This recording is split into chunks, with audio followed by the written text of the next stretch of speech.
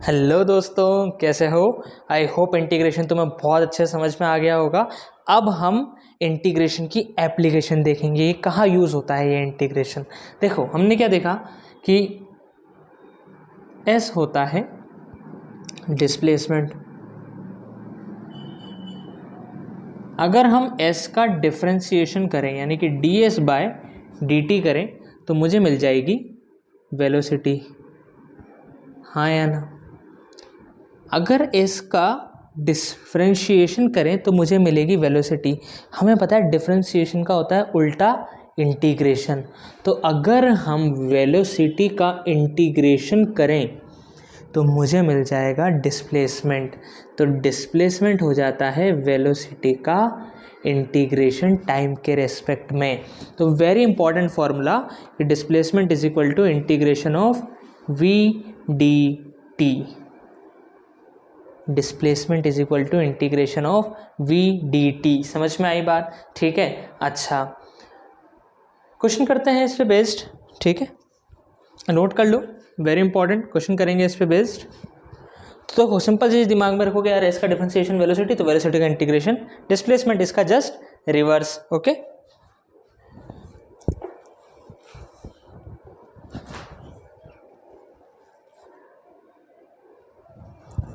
तो देखो आपको दे रखा है question v is equal to 2t² + 5 and particle is at origin at t is equal to 0. Particle is at origin at t is equal to 0. Find first displacement as a function of time. Second आपसे पूछा जा रहा है displacement at t is equal to 1 second. ठीक है, तो देखो अगर डिस्प्लेसमेंट देके वेलोसिटी पूछी जाए, जो अपन पिछले क्वेश्चंस में कर रहे थे, तो उसका डिफरेंशिएशन, लेकिन वेलोसिटी देके अगर डिफरेंशिएशन या डिस्प्लेसमेंट पूछा जाए तो क्या करेंगे, इंटीग्रेशन। ठीक है, वेलोसिटी दे रखी है 2t² + 5, हमसे पूछा जा रहा है डिस्प्लेसमेंट। तो डिस्प्लेसमेंट क्या हो जाता है, इंटीग्रेशन ऑफ v dt। तो इंटीग्रेशन ऑफ 2t² + 5 dt, हाँ या ना। तो अब देखो दोनों का अलग अलग कर देंगे, तो 2t² dt plus integration of 5 dt। तो 2 बाहर आ गया, integration of t² dt plus 5 बाहर आ गया, इंटीग्रेशन ऑफ dt। अब 2t² का इंटीग्रेशन t³ t³ पावर 1 से बढ़ा देंगे और उसी से डिवाइड कर देंगे, प्लस dt का इंटीग्रेशन t प्लस एक कांस्टेंट भी आएगा। ये मिस्टेक बहुत सारे स्टूडेंट्स करते हैं, वो ये तो कर देते हैं लेकिन इसे भूल जाते हैं। भूलना नहीं है, हमेशा जब भी इंटीग्रेशन करोगे, चाहे 2 बार कर रहे हो तो भी एक कांस्टेंट आएगा। तो वेलोसिटी कितनी आ गई, सॉरी डिस्प्लेसमेंट कितना आ गया भाई अपना, sir 2t³ plus 5t plus c। अब हमसे ये बोला गया है कि particle is at origin at t is equal to 0। हमेशा इस तरीके की कंडीशन दी जाएगी c को निकालने के लिए। Particle is at origin at t is equal to 0, यानी कि जब t इज इक्वल टू 0 होगा तो पार्टिकल कहाँ बैठा है, ओरिजिन यानी कि 0 पे। तो इसका मतलब हमें दे रखा है कि at t is equal to 0 s is equal to 0। तो वैल्यू रख देते हैं कि भाई s कितना है 0 और t भी कितना है 0। तो ये कितना हो गया 0 प्लस 5 इंटू 0 प्लस c। तो यहाँ से मुझे मिल जाएगा कि c की वैल्यू कितनी है 0। c 0 है तो मैं ये बात बोल सकता हूँ कि s कितना हो जाएगा 2t³ प्लस 5t। ये आ गया displacement as a function of time, हाँ या ना। अब हमसे पूछा था सेकंड पार्ट में डिस्प्लेसमेंट है t is equal to 1 second निकालो, ये आ गया अपना डिस्प्लेसमेंट। अब t is equal to 1 second पे डिस्प्लेसमेंट निकालना है, t की वैल्यू क्या रख दोगे, 1 सेकेंड रख दोगे, s आ जाएगा क्या, हाँ या ना। ठीक है, नोट करो फिर आगे का देखेंगे। भाई अगर मैं second part s is equal to t की जगह क्या रख देंगे 1, तो 2 इंटू 1 का क्यूब अपॉन 3 प्लस 5 इंटू 1, तो ये हो जाएगा 2/3 प्लस 5, तो कितना हो जाएगा 17/3 मीटर। समझ में आई बात? ठीक है, नोट कर लो।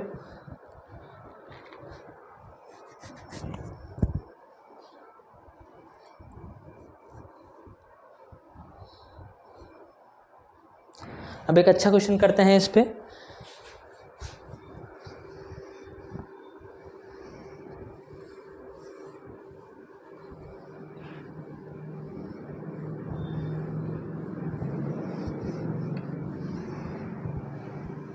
सर ये अच्छा नहीं था कि ये भी अच्छा था, पर इससे भी अच्छा करते हैं।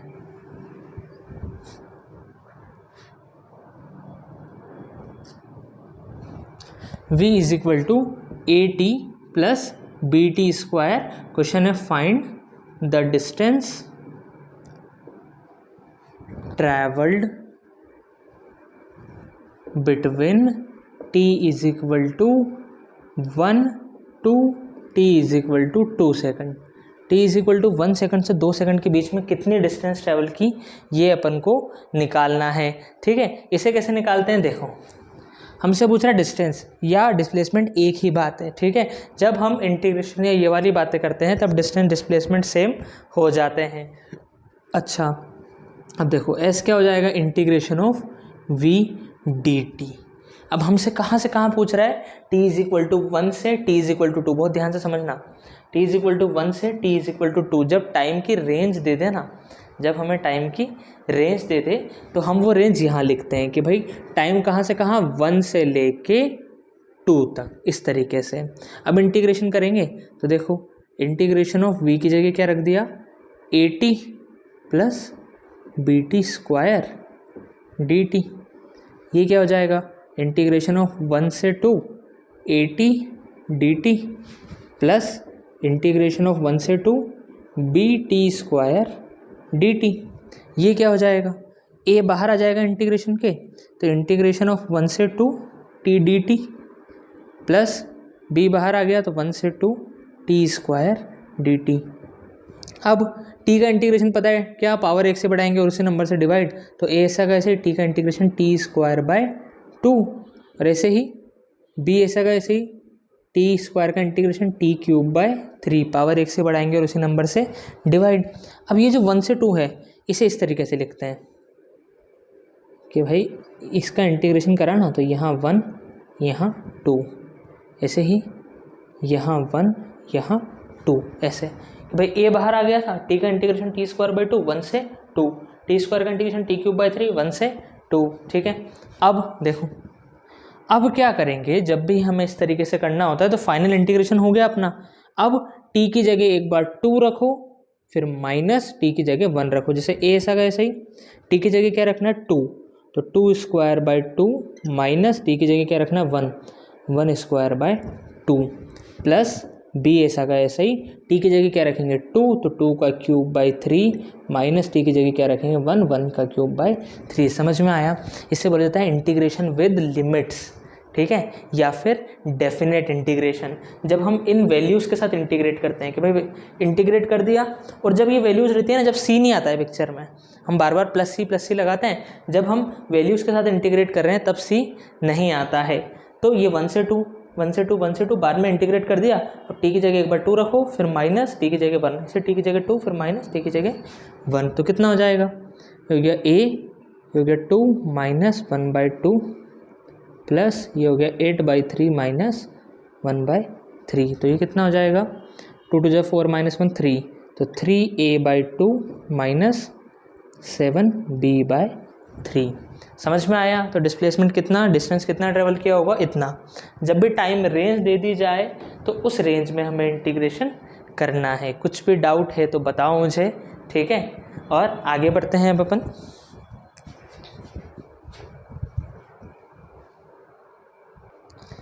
हाँ भाई, हो गया। चलो नेक्स्ट की तरफ मूव ऑन करते हैं।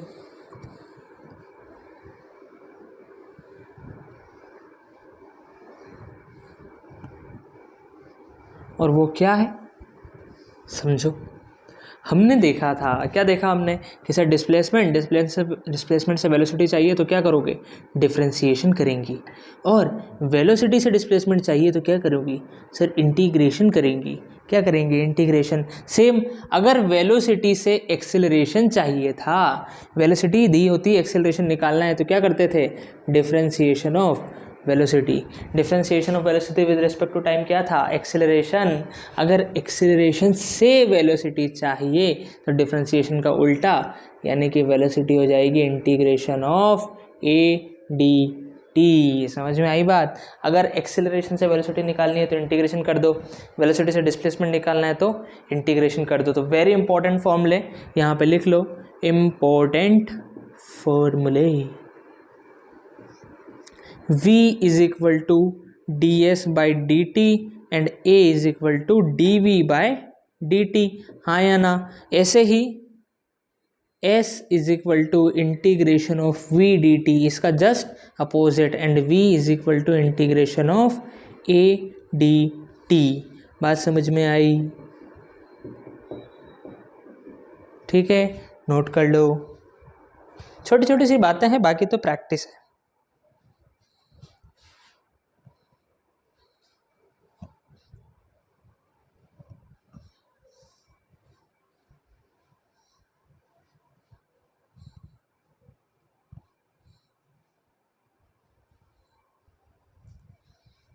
हो गया, चलो आगे बढ़ते हैं।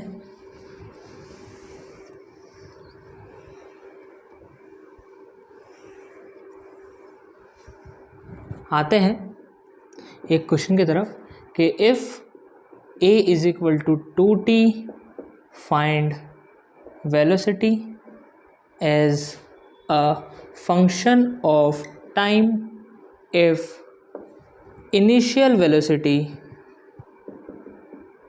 is 2 meter per second।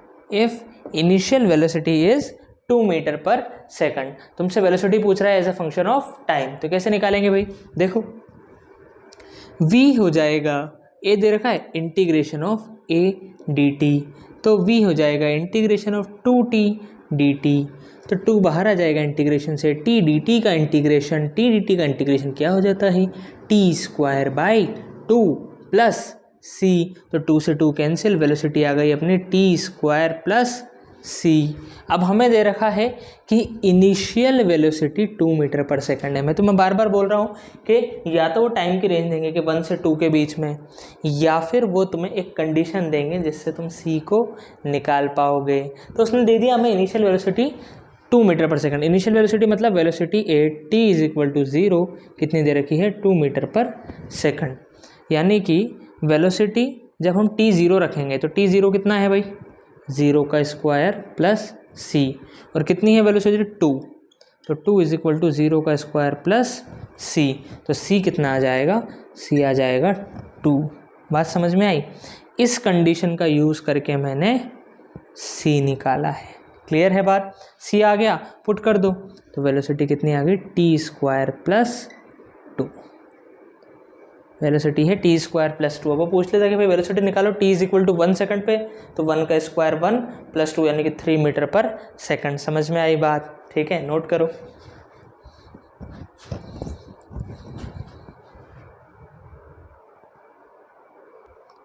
अब बिल्कुल ऐसा ही सिमिलर क्वेश्चन एक और करके देखते हैं। हो गया, चलो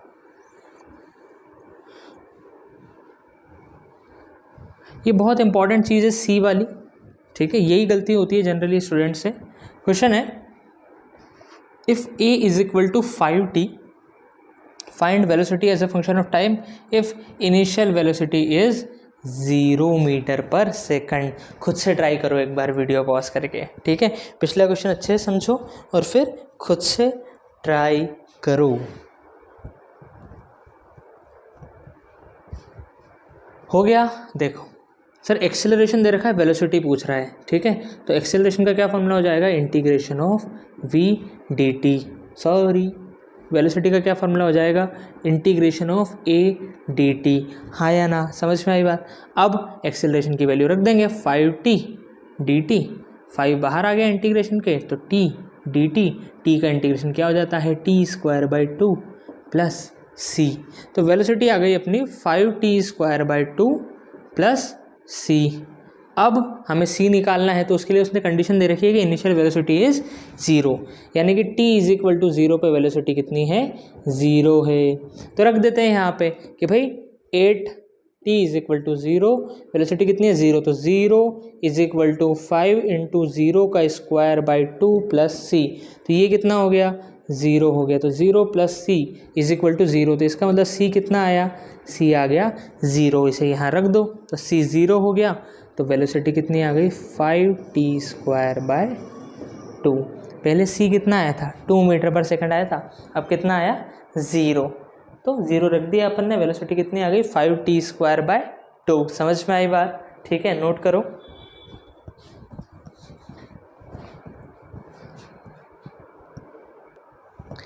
हो गया। तो देखो ये रोल था अपना इंटीग्रेशन डिफरेंशिएशन का वेलोसिटी, एक्सेलरेशन, डिस्प्लेसमेंट के कैलकुलेशन में। अब हम आगे बढ़ते हैं और आते हैं अगले टॉपिक। ये बहुत इंपॉर्टेंट है ना, इसकी प्रैक्टिस करनी है अच्छे से, और इंटीग्रेशन डिफरेंशिएशन हमारा पीछा नहीं छोड़ने वाले हैं फिजिक्स में। तो हम ये सोचे कि भाई हाँ यहाँ ख़त्म हो गया, इसलिए उन्हें बहुत अच्छे से करना है अपन को कवर। ठीक है, अच्छा तो टॉपिक डालेंगे equations of motion, equations of motion, equations of motion. ठीक है, अब फर्स्ट इक्वेशन ऑफ मोशन, सबसे पहली बात इसमें जो कंडीशन है वो ये है कि these are derived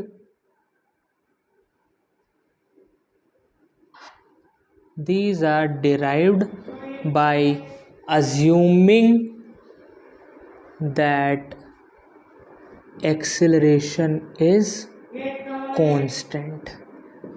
These are derived by assuming that acceleration is constant. ये चीज़ अज्यूम करके डिराइव किया गया है इन्हें। समझ में आई बात? ठीक है, एक्सेलरेशन को कांस्टेंट मान के अज्यूम करते हुए। अगर एक्सेलरेशन कांस्टेंट नहीं है तो हम इक्वेशन ऑफ मोशन अप्लाई नहीं कर सकते हैं। तो सबसे इंपॉर्टेंट पॉइंट जहाँ बच्चे गलती करते हैं, देखो अप्लाई सब कर लेंगे, ठीक है, लेकिन कंफ्यूज कहाँ करेंगे वो तुम्हें। जैसे एक्सेलरेशन दे दिया तुम्हें 2t, तो क्या वो कांस्टेंट है? नहीं, वो टाइम के साथ चेंज कर रहा है। तो फिर यहाँ पे तुम इक्वेशन ऑफ मोशन अप्लाई नहीं कर सकते हो। तो equation of motion are applied only when acceleration is constant. अगर एक्सेलरेशन कांस्टेंट नहीं है तो फिर हम इक्वेशंस ऑफ मोशन को अप्लाई नहीं कर सकते हैं। क्या क्या इक्वेशन ऑफ मोशन होती है? 3। पहला v = u + at, second s = ut + ½ at², and third v² = u² + 2as। हमें याद होंगे, ये नहीं याद है तो याद कर लो, कोई बड़ी चीज़ नहीं है। v = u + at, s = ut + ½ at² and v² = u² + 2as। 9th में हमने पढ़ रखी है। यहाँ पे v क्या है? v है फाइनल वेलोसिटी, u क्या है? u है इनिशियल वेलोसिटी, a क्या है? a है एक्सेलरेशन, और t क्या है?